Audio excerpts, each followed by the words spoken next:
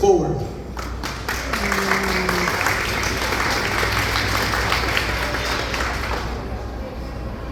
You know, we have a glorious past. We plug into the past. We get our energy from the past. Our power outlet is coming from behind us. But our mission and our purpose is forward. Is in front of us, is in the future. We're moving into the future. So we power in the back, but we're moving to the front. We're moving ahead. And here the question is, really this is intrinsic to the gimel tamuz date. Let's analyze that for one moment. Gimel tamuz. So we got a gimel, and we have tamuz. What's tamuz? Tamuz, if you peel away the outside, what's tamuz? Tamuz is a daled. Tamuz is the 4th month of the year, starting from Nisan. So what do you have? Gimel tamuz means gimel daled. What's gimel daled? 2 letters in the aleph base.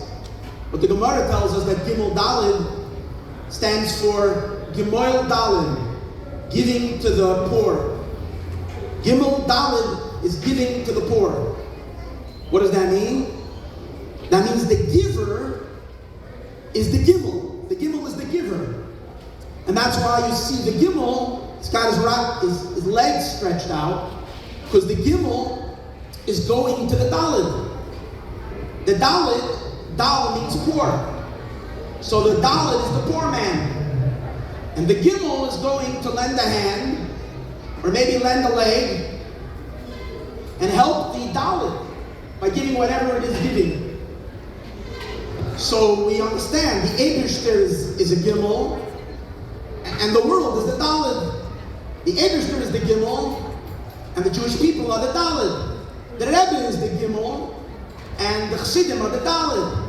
The Rebbe is the gimel, and the Am, the people, the Melech is the gimel, the people, Ein Melech B'lo Yam, that's the daled.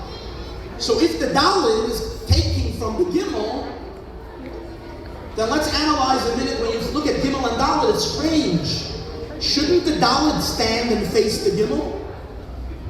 Instead, if you're looking at a daled, you see the daled standing this way with its back to the gimel, which is really puzzling. Why is the daled looking away from the gimel? The gimel is the giver. We should be looking at the gimel. Why is the daled turning away? Now, when you look at a daled, you can see that the daled, the roof of the daled, has a little ledge. And the ledge is plugging into the gimel. That's why it sticks out. And that's why it's not a reish, as we learn in Basi Legani. Because the gimel, the daled and the reish both mean poor. Dal means poor, and Rosh means poor, which is reish. The difference between them, the reish doesn't have a ledge sticking out. So the reish kind of feels that he's okay on his own. He doesn't need a mashpia. He doesn't need someone to feed him. He's on his own, self-made man. And that's why he will ever remain poor. The daled, because the daled has got a ledge, and he knows he has a source, and he knows that he's not doing anything without his source. She knows she's not getting anything without the source. She's plugging in her source. But why is she facing the other direction? And the answer is, because the gimel wants the daled to march forward.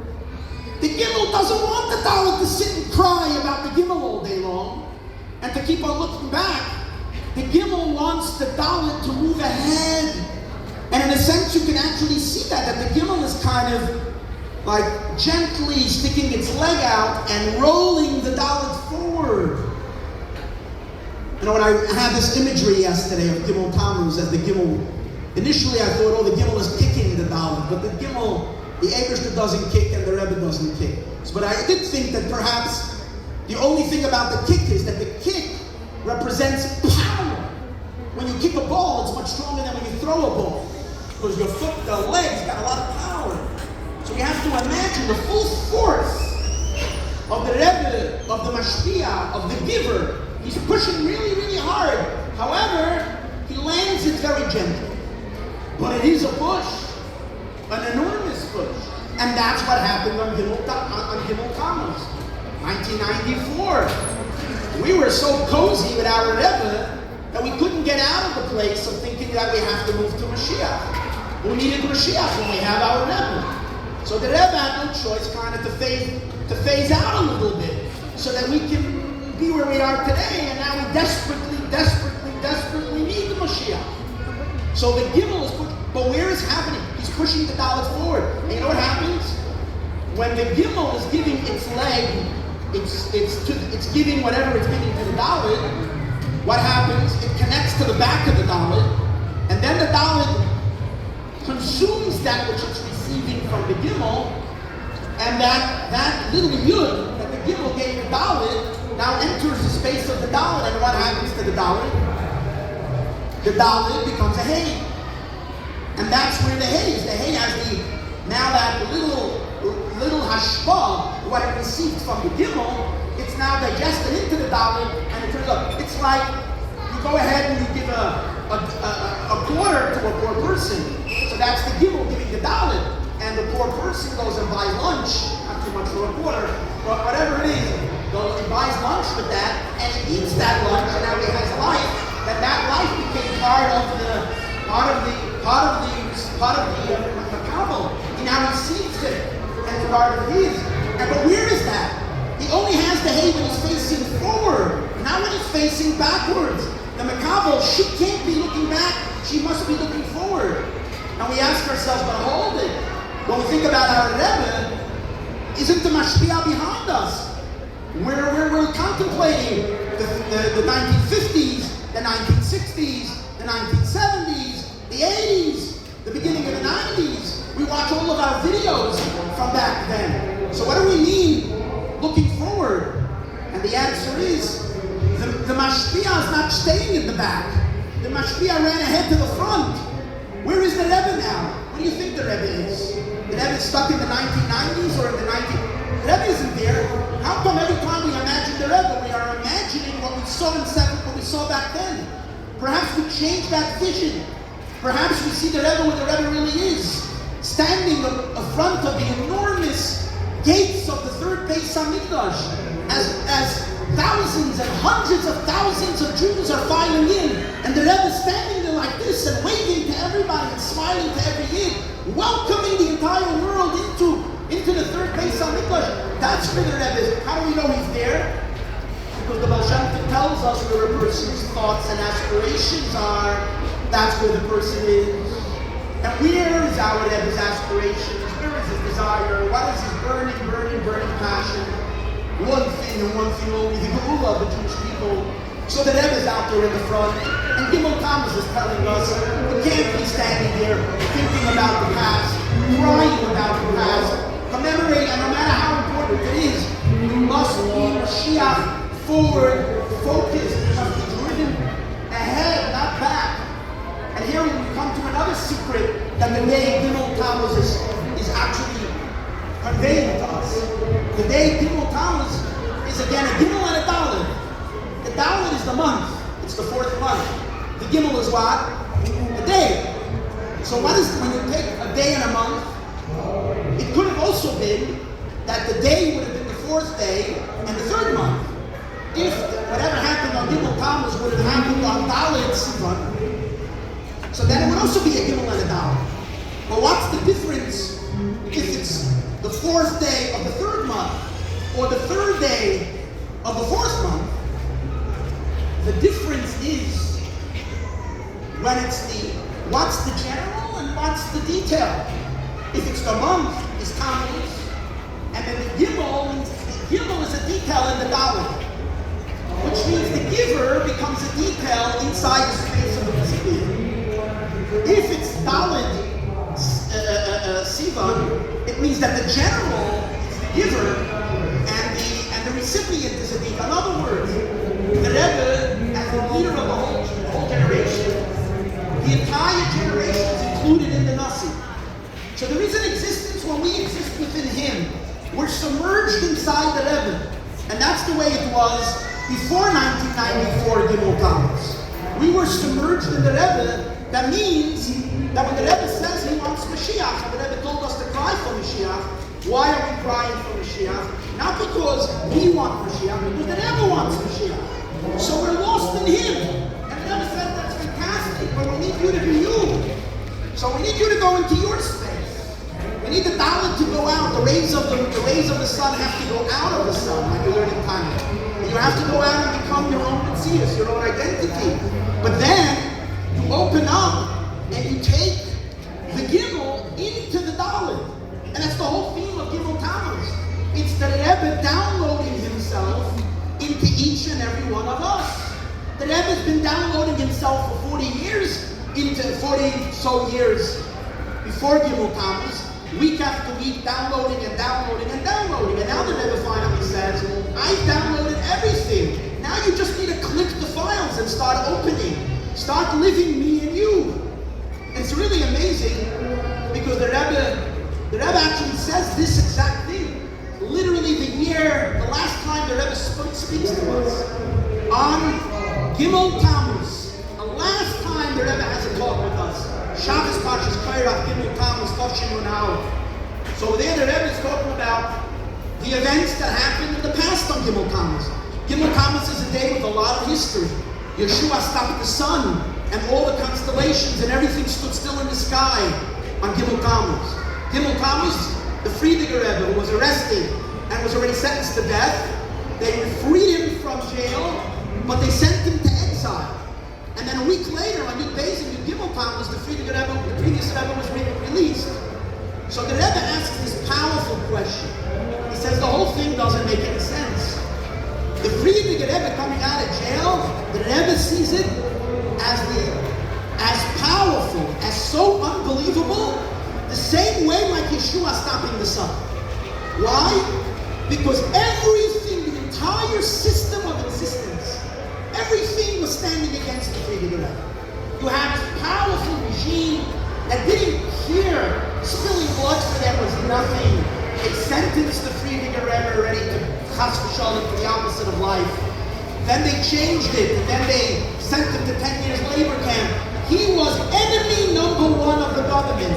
It would be nothing for them to take him out chas v'shalom in the backyard and do what they would do to thousands and thousands of lesser targets. And here they have the Friediger Rebbe. So the Rebbe says this was an unbelievable miracle. What happened to Gimel Tamuz? Incredible.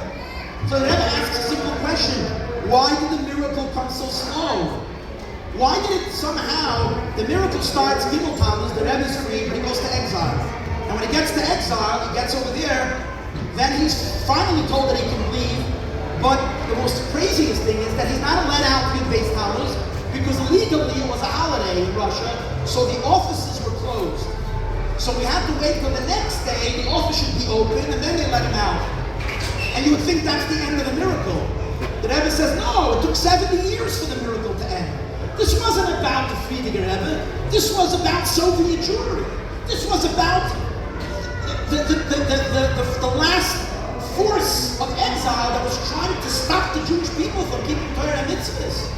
So the victory of the Friediger Rebbe lasted, the miracle took 70 years, until 1990, when the whole thing came down.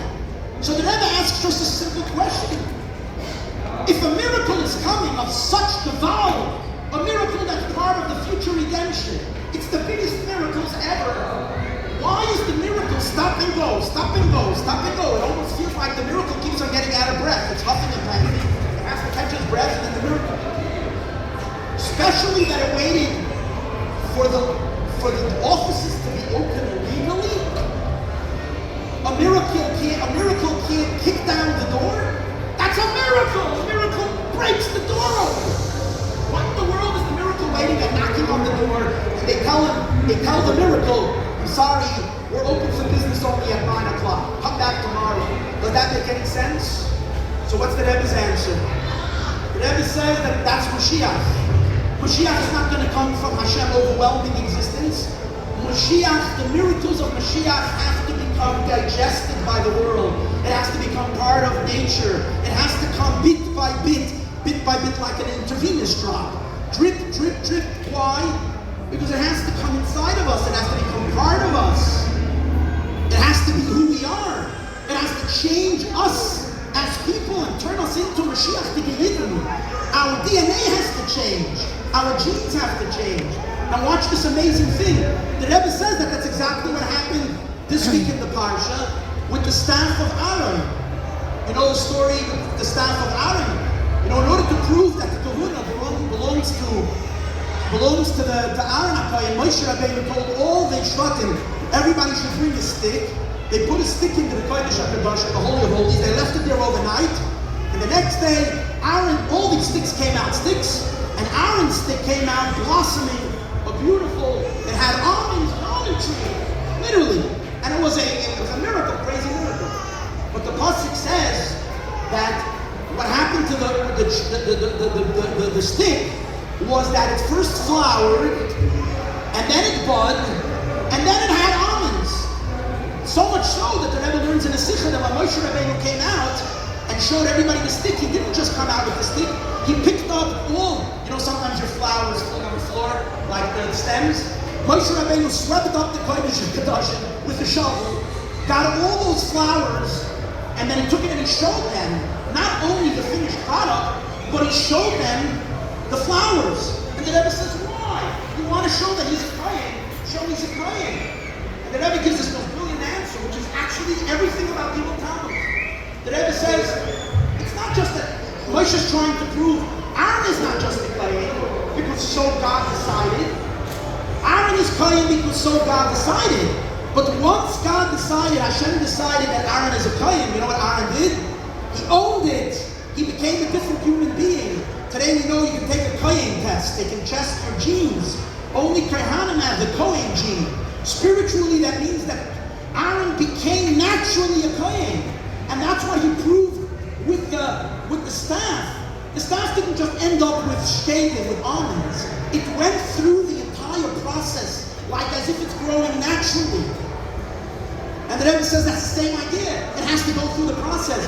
And I'm thinking about this a few years ago, and I got goosebumps. How do you say shkedim, which are almonds in Yiddish?